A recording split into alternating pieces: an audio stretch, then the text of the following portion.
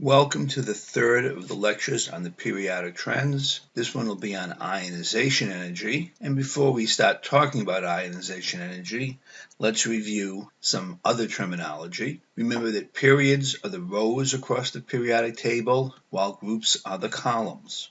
An explanation shows the rationale for a claim. The electron configuration is where the electrons reside, and this is where energy levels come into play. The effective nuclear charge is the apparent positive charge that's observed by a specific electron. Coulomb's law relates the force of attraction to Q1 times Q2 divided by D, where Q1 is the effective nuclear charge, Q2 is -1, it's a constant because that's the charge of an electron, and D is the distance between the two charges we're interested in. Now we can get to ionization energy. And ionization energy is defined as the energy required to remove an electron from an atom. This can be broken down further. The first ionization energy, that's the amount of energy that you need to put in to remove an electron from a neutral atom. The second ionization energy, the energy needed to remove an electron from an ion with a 1+ charge. Third ionization energy, fourth ionization, so on and so forth. And if you graph ionization energy and atomic number, you get another sawtooth graph. It looks like this. And if we put up the periodic table, the first thing we notice is that we start low and go high.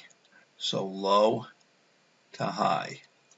Then we drop back down and go low to high. Drop back down, low to high. This here is the first period. This here is the second period. This here is the third period.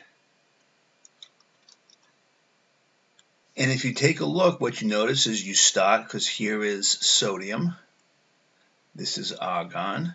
So you start low and go high in general. So as you go across a period, the first ionization energy increases. As you go across a period, the effective nuclear charge increases because the non-valence electrons stay the same, but the number of protons in the nucleus goes up, so Q1 increases. As we discussed in the last video, as you go across a period, the atomic radius decreases, so D decreases. So when you take a look at Coulomb's law, you see that Q1 times Q2, the numerator, that value increases. The denominator, the distance, decreases. That means the magnitude of the force must increase. The stronger the force, the more energy needed to remove the electron. So that's why as you go across a period, the first ionization energy increases. Now let's take a look here. We can see that here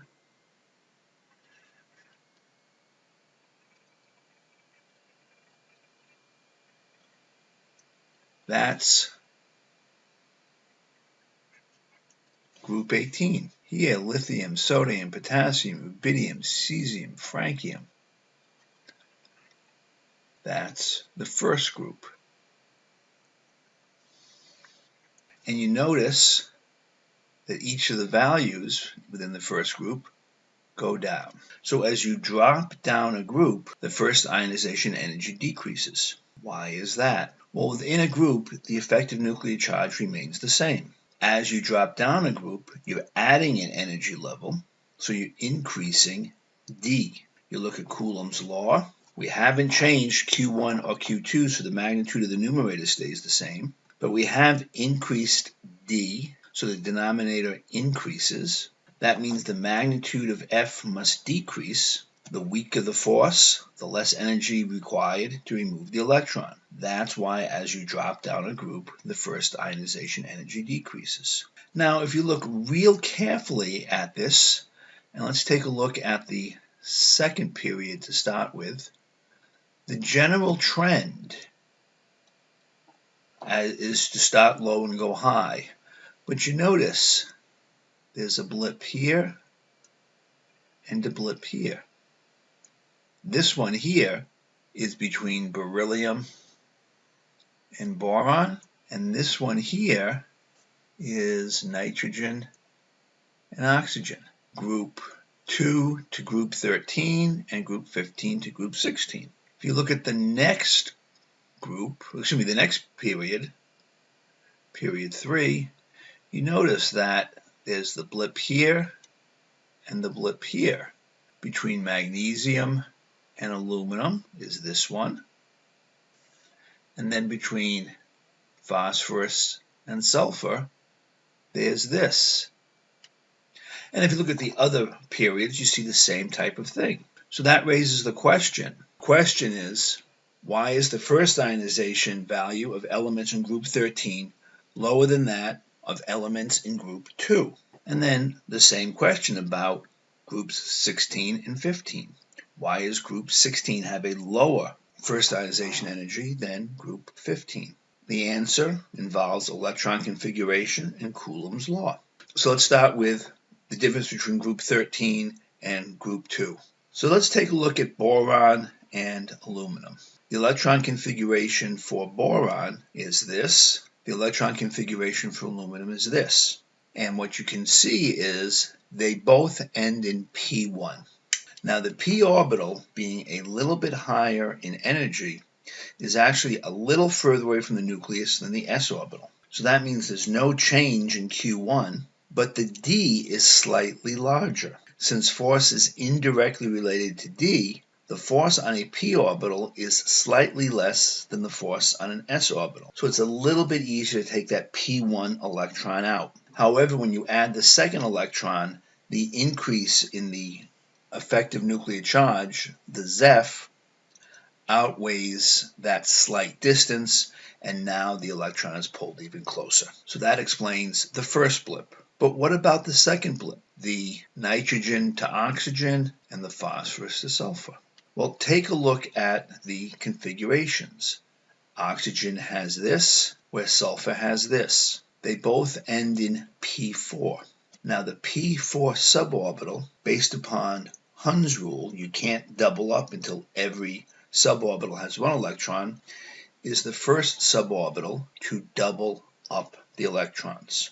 Now electrons have the same charge, and so they slightly repel each other. So there's no change in Q1. You would think there was no change in D, except as I said, the two electrons in the same suborbital slightly repel each other. That increases the distance very slightly, which makes it easy to remove an electron because force is indirectly related to distance. So it's the repulsion. One past either oxygen or sulfur to fluorine or chlorine, the extra proton increases the effective nuclear charge to overcome the repulsion amongst the electrons. Something else they may ask you about on the exam is to explain this finding. If you look at magnesium, this is the first ionization energy. And as we've just explained, it's a little bit higher than aluminum. The second ionization energy, for magnesium it doubles, goes up about 3.5 times to aluminum. Then this skyrockets, it goes up approximately 5 times.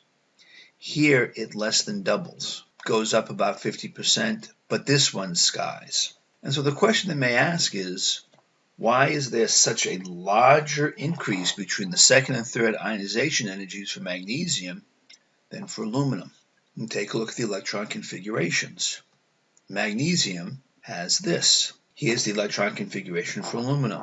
Notice, there are the valence electrons in red, and magnesium has 2 valence electrons. Aluminum has 3 valence electrons. So if I remove the 2 valence electrons for magnesium, I go from 3 energy levels to 2 energy levels.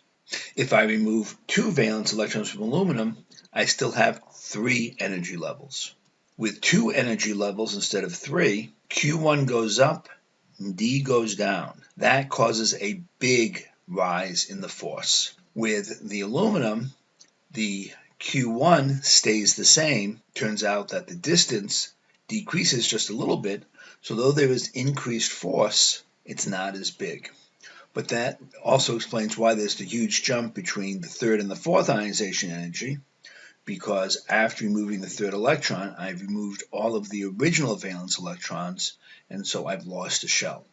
Losing an energy level will always cause a rapid increase in the ionization energy. So something you might be asked is, you're told that element X is located in the second period of the periodic table, and here are the first 6 ionization energies. What is the identity of X? Figure it out, come back and check, and then I'll show the explanation. Go. And the answer is carbon. Why? Because you take a look at the first ionization energy, the second, the third, the fourth, and they go up, and then it skyrockets between 4 and 5. That means in the neutral atom, these are the 4 valence electrons. The only element in the second period to have 4 valence electrons as a neutral atom is carbon.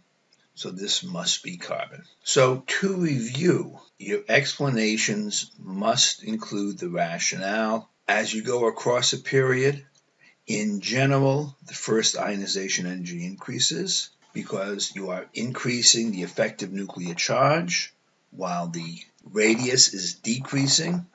So increase the numerator, decrease the denominator, and the magnitude of F goes up. The higher the force, the more energy needed. There is an exception between groups 2 and 13 because you're adding the p orbital, which increases d slightly, and the exception between groups 15 and 16 due to the electron repulsion as you begin to double up electrons in the suborbital, once again causing d to increase slightly.